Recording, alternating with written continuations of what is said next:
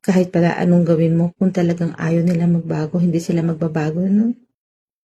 Kahit araw-araw mo pa silang awayin, araw-araw ka pang magalit, araw-araw ka pang magmakaawa at kausapin sila. Kung ayaw nila, hindi mangyayari.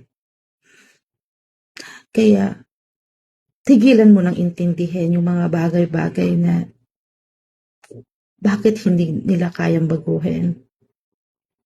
Diyan ka na lang, suportahan mo na lang sila, bantayan mo na lang sila. Kasi kailangan mangyari yung, manggaling yung effort sa sarili nila eh. Ganun yun eh. Tapos pag nagsalita ka pa, ikaw pa masama, ikaw pa mali. Minamaliit mo sila, wala kang tiwala sa kanila. Wala silang kwenta. Pero diyan ka lang, hawak ka lang, bantayan mo lang sila.